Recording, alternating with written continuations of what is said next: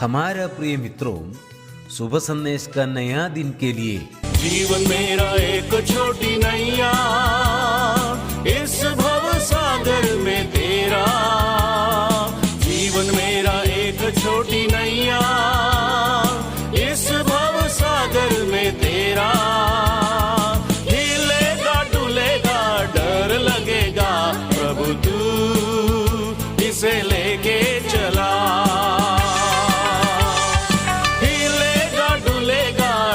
लगेगा प्रभु तू इसे लेके चला। आज का संदेश प्रभु का दास नेल्सन थॉमस मुंबई से बांटा जाएगा। प्रार्थना के साथ सुनिए। प्रभु परमेश्वर की स्तुति हो। शुभ संदेश के हमारे सारे श्रोताओं को एक और बार मसीह यीशु के अतिश्रेष्ठ नाम में नमस्कार और जय मसीह की। थोड़ी देर के हमारे मनन के लिए आइए निकालेंगे यूहन्ना का सुसमाचार 4 अध्याय 42 पद, जॉन्स गॉस्पेल चैप्टर 4 वर्स 42। तब वे उस स्त्री से कहने लगे, अब हम तेरे कहने से ही विश्वास नहीं करते, क्योंकि हमने स्वयं सुन लिया है और हम जान गए हैं कि यही सचमुच जगत का उद्धार करता है। प्यारों, समरिया के लोगों की इस गवाही के शब्दों में 4 महत्वपूर्ण बातें हैं जो हमें विचार करना है। सबसे पहली बात यह है, बहुत सारे लोग जो शमरी निवासी हैं उस स्त्री के गवाही के द्वारा यीशु मसीह के पास आए। 39वां पद में हम ऐसा पढ़ते हैं, उस नगर के अनेक समरियों ने यीशु पर विश्वास किया, क्योंकि उस स्त्री ने इस कथन के द्वारा साक्षी दी थी, जो कुछ मैंने किया वो सब उसने मुझे बता दिया। प्यारों, ये हमें समझाते हैं हमारी गवाही का ताकत कितना ज़्यादा है।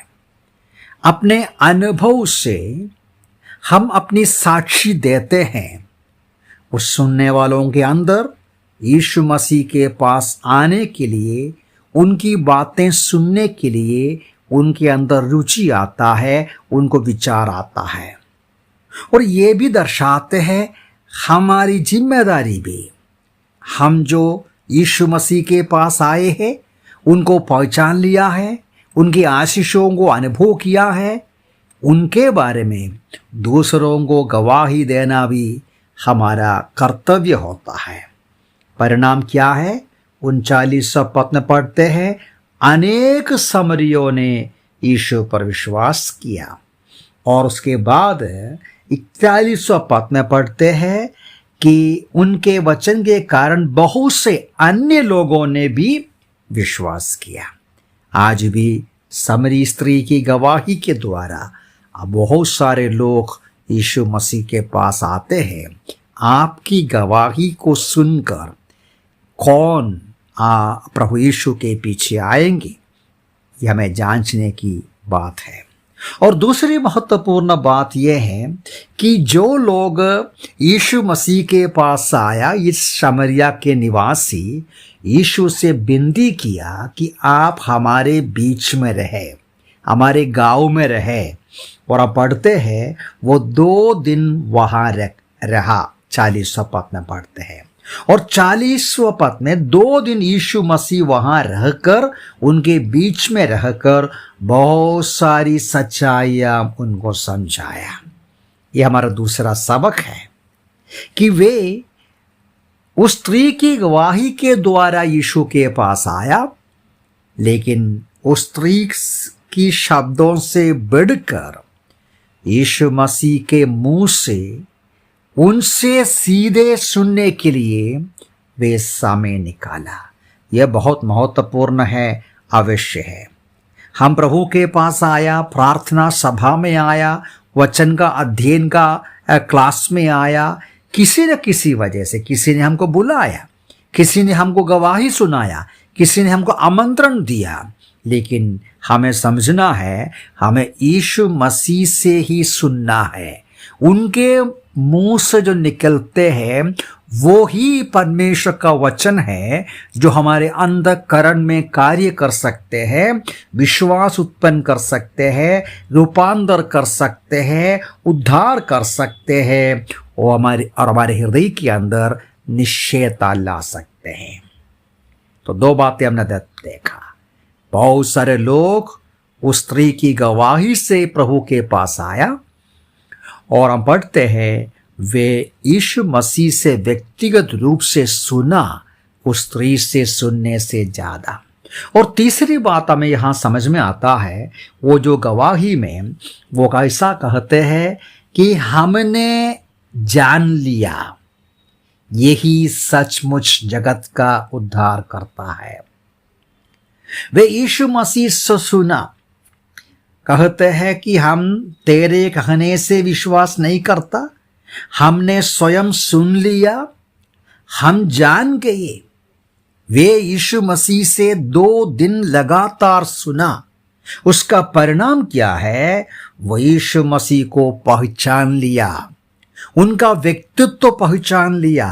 वो कौन है पहचान लिया? वो मसीहा है और जगत का उद्धार करता है।